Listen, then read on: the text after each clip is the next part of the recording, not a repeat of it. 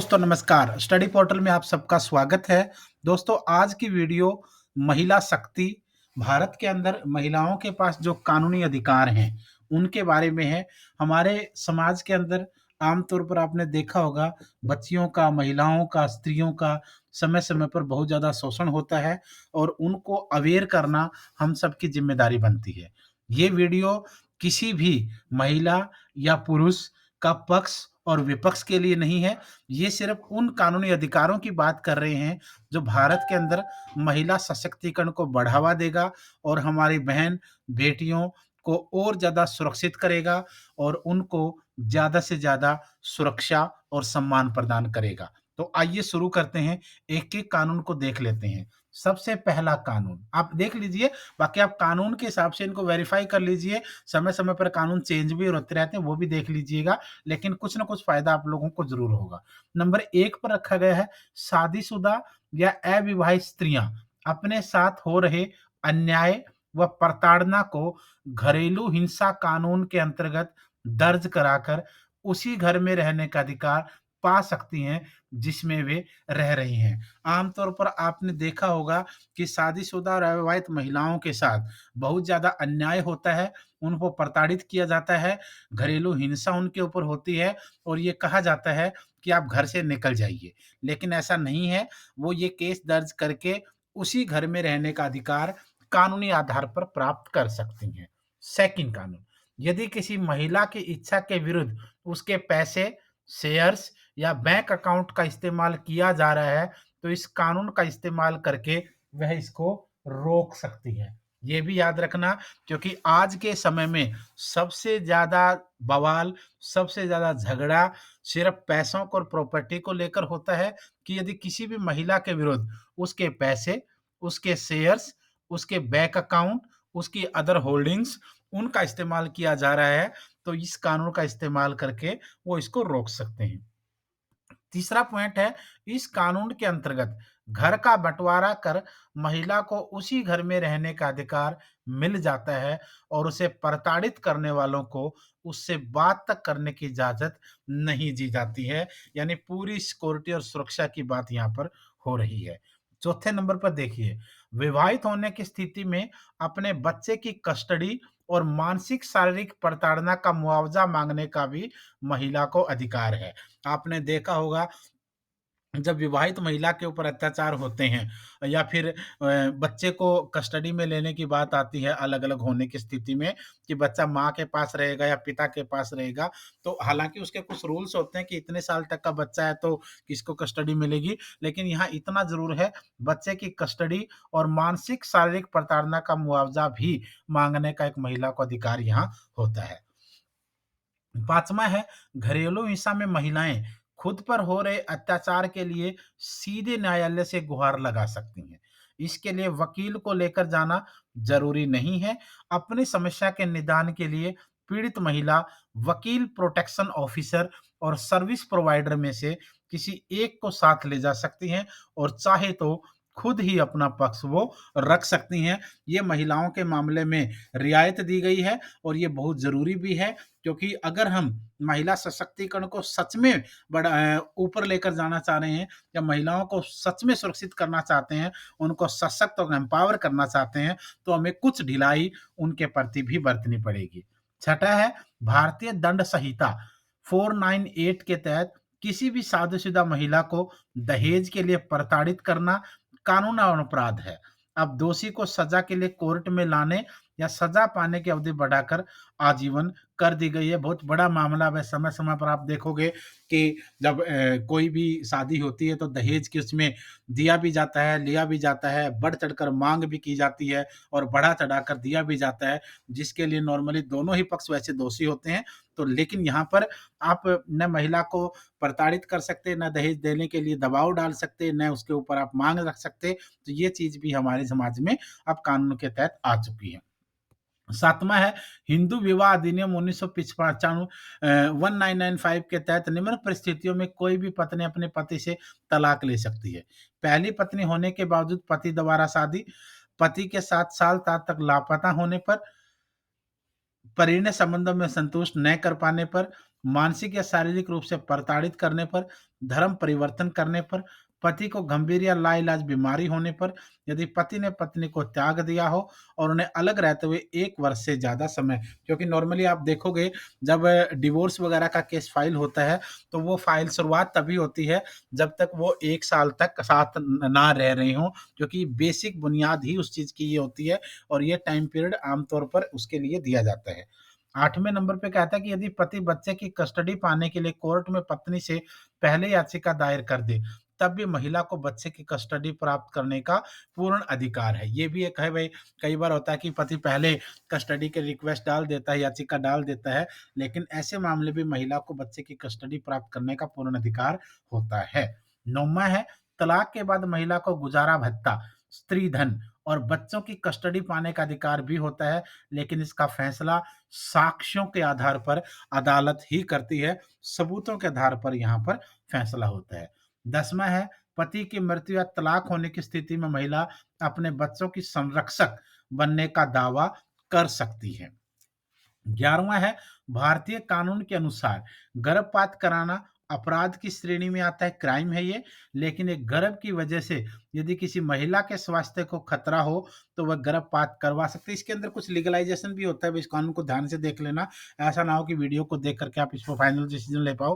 कानूनी और भी पेचीदगियाँ होती हैं, लेकिन ऐसा ज़रूर है कि अगर महिला को खतरा हो, तो नॉर्मली डॉक्टर उसका भी कहीं न कहीं लीगल प्रोसीजर है कि उनको बताया जाए। ऐसी स्थिति में उसका गर्भपात वैध माना जाएगा। साथ ही कोई व्यक्ति महिला की सहमति के बिना उसे गर्भपात के लिए बाध्य नहीं कर सकता।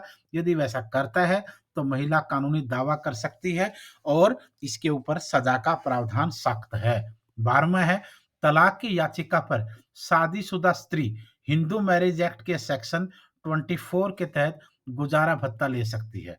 तलाक लेने के निर्णय के बाद सेक्शन 25 के तहत परमानेंट एलिमनी लेने का भी प्रावधान रखा गया है। विधवा महिलाएं यदि दूसरी शादी नहीं करती हैं, तो वे अपने ससुर से मेंटेनेंस पाने का अधिकार रखती हैं। इतना ही नहीं, यदि पत्नी को दी गई रकम कम लगती है, तो वह पति को अधिक खर्च देने के लिए बाध्य भी कर सकती हैं। गुजारे भत्ते का प्रावधान अडॉप्शन एंड मेंटेनेंस एक्ट के अंदर भी दिया गया है। याद रखना, अडॉप्शन एंड मेंटेनेंस एक्ट, ये याद रखना। 13वां है, सीआरपीसी के सेक्शन 125 के तहत पत्नी को मेंटेनेंस, जो कि भरण पोषण के लिए आवश्यक है, उसका भी अधिकार मिला है। यहाँ पर यह जान लेना जरूरी होगा कि जिस तरह से हिंदू महिलाओं को ये तमाम अधिकार मिले हैं, उसी तरह उसके समकक्ष या समानांतर अधिकार अन्य महिलाओं जो कि हिंदू नहीं है, उनको भी उनके पर्सनल लॉ में उपलब्ध है, जिनका उपयोग वे कर सकती हैं। किसी पर्सनल लॉ में कम है, किसी में ज़्यादा है, वो आप जिस भी धर्म से बिलोंग करते हैं, आप अपने अकॉर्डिंग चेक कर सकते हैं।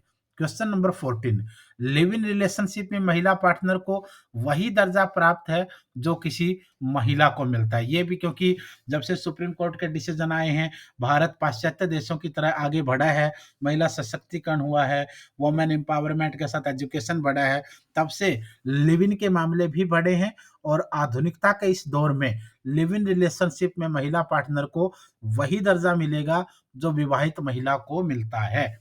उसके बाद 15वां है, लिव इन रिलेशनशिप संबंधों के दौरान यदि पार्टनर अपने जीवन साथी को मानसिक या शारीरिक प्रताड़ना दे, तो पीड़ित महिला घरेलू हिंसा कानून की सहायता उस मामले में भी ले सकती है।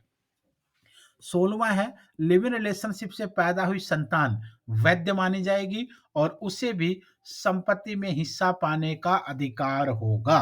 कुछ कानूनी पेचीदगियां होती हैं, उनको आप लोग एक्ट में जाकर पढ़ लीजिएगा।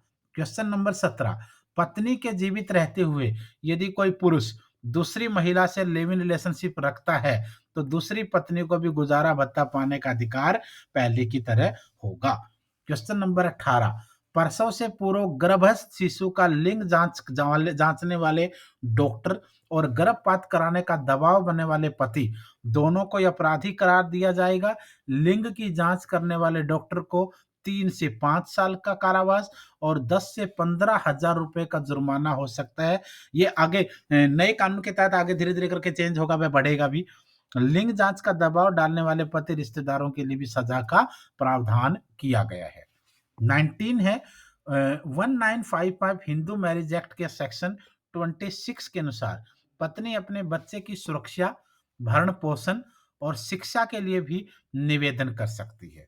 20वां है Hindu adoption and section act के तहत कोई भी वयस्क विवाहित या अविवाहित महिला बच्चे को गोद ले सकती है। ये याद रखना भाई, Hindu adoption and section act कहता है कि कोई भी वयस्क महिला, व्यवस विवाहित या अविवाहित बेशक हो, वो बच्चे को गोद ले सकती है। हमारे देश में काफ़ी सारी सेलिब्रिटीज़ हैं, महिलाएँ भी, जिन्होंने कई सारे बच्चों को गोद लिया और उनकी ज़िम्मेदारियाँ बखूबी निभा रही हैं। सुष्मिता सेन से लेकर के कई सारे नाम इस लिस्ट में आप लोग भारत में देख सकते हैं।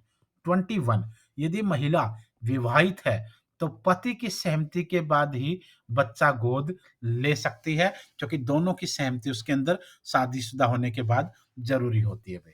क्वेश्चन नंबर 22, पॉइंट नंबर 22, दाखिले के लिए स्कूल के फॉर्म में पिता का नाम लिखना अब अनिवार्य नहीं है। बच्चे की माँ या पिता में से किसी भी एक अभिभावक का नाम लिखना ही पर्याप्त है। जमीन जायदाद से जुड़े हुए और भी कुछ अधिकार हैं जिनको हम देख लेते हैं। जैसे विवाहित या अविवाहित महिलाओं को अपने पिता की संपत्ति में बराबर का हिस्सा पाने का हक है। इसके अलावा विधवा बहू अपने ससुर से गुजारा भत्ता या संपत्ति में हिस्सा पाने का भी हकदार है। याद रखना भी इस चीज को, क्योंकि विवाहित और अविवाहित महिलाओं को अपने पिता के, आप देखा होगा कि शादी होने के बाद भी भाइयों का जो प्रॉपर्टी बंटवारा होता है उसमें बहन का हिस्सा बराबरी का होता है। 24 हिंदू मैरिज एक्ट 1955 के सेक्शन 27 के तहत पति और पत्नी दोनों की जितनी भी संपत्ति है उसके बंटवारे की भी मांग पत्नी कर सकती है। इसके अलावा पत्नी के अपने स्त्री धन पर भी उसका पूरे का पूरा अधिकार रहता है।